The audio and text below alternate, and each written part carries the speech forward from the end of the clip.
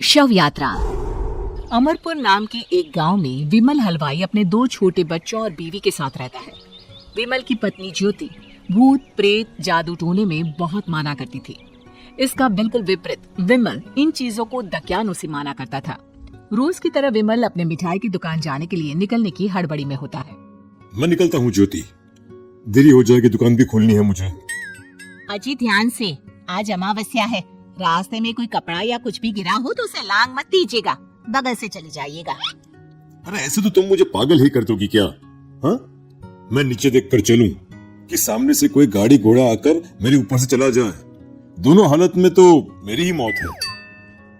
अरे क्यों सुबह सुबह इतनी अपसुगनी बातें कह रहे हो जी? मेरे गांव में तो ऐसा आंखों के सामने होता हुआ देखा है मैंने, इसीलिए कहती हूँ।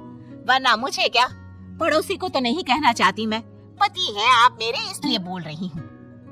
विमल अपनी मिठाई की दुकान चला जाता है। दुकान पर पहले से ही ग्राहकों की लंबी लाइन लगी हुई थी।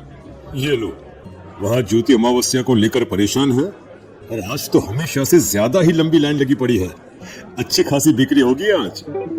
विमल दुकान खोलता है। एक के बाद एक ग्राहक उसकी दुकान पर मिठाई ले रहे होते हैं। तभी गांव की एक बूढ़ी औरत विमल से कहती है, जिस तेजी से बिक्री हो रही है, कहीं किसी की नजर ना लग जाए, नींबू मिर्ची टांग ले। अरे क्या चाची तुम भी, ये सब नजर बजर कुछ नहीं होता। कैसे लोग हैं मेरे आसपास।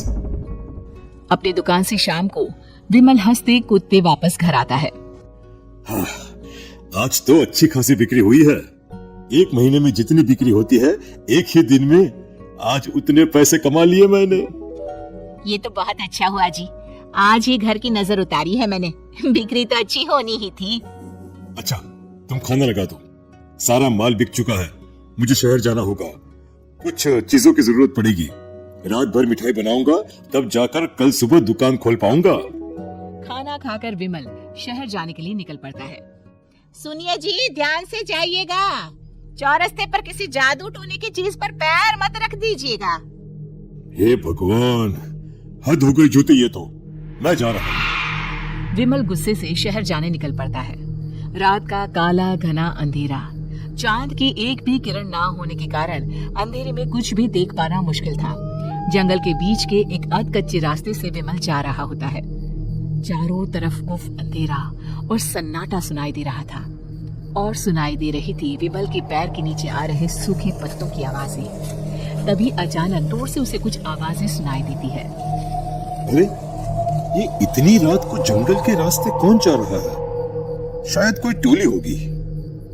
राम नाम सत्य है, राम नाम सत्य है, राम नाम सत्य है, राम नाम सत्य है।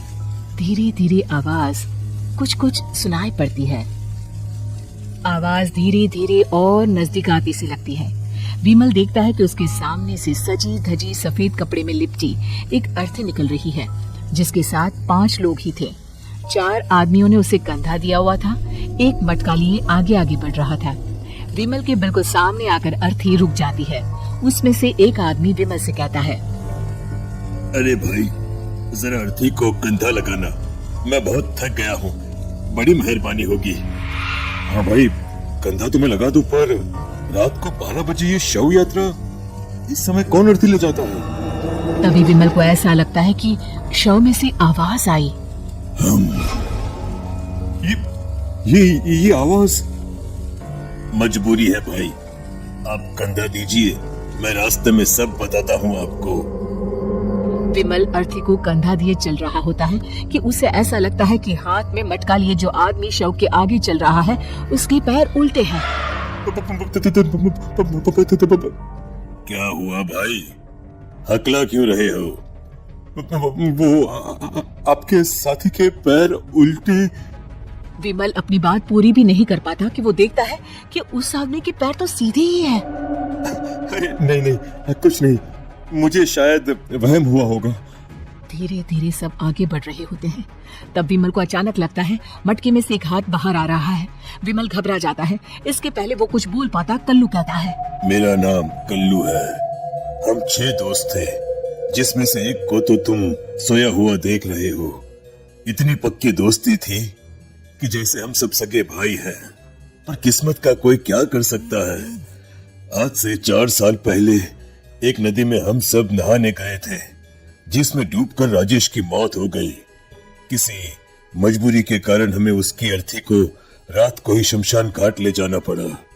हम पांचों उसे ले जा रहे थे। 4 साल पहले आप पांचों में मैं कुछ समझा नहीं। मंकू अपनी गर्दन पीछे घुमाकर अपनी आंखें बड़ी बड़ी कर बीमल से कहता है, अरे भाई पूरी कहानी खत्म होने दो, फिर बीच में बोल लेना, ठीक है? तभी रास्ते में एक हादसे में अपने दोस्त के साथ हम सभी मर गए। वो सामने देखो, हमारा दोस्त। बीमल सामने देखता है। उसे दिखता है कि एक ऐसा आदमी जिसका शरीर कई जन्मों से पानी के अंदर रहने के कारण सफेद पड़ गया है, उसकी आंखें बाहर की ओर निकली हुई थी। फिर ये अर्थी किसकी है? अर्थी के साथ के लोग अर्थी को नीचे रखते हुए एक साथ बीमल की ओर देखते हुए कहते हैं, तुम खुद ही देख लो। बीमल शव पर से सफेद कपड़ा हटाता है। शव की जगह खुद को ही देखकर बीमल के होश उड़ जाते हैं। वो शव बीमल की ही थी। पलक झपकते ही बीमल उस अर्थी की जगह पर होता है। 6 के 6 दोस्त उसी तरह अर्थी को उठाकर चलने लग जाते हैं। राम नाम सत्य है। राम नाम सत्य है। राम नाम सत्य है।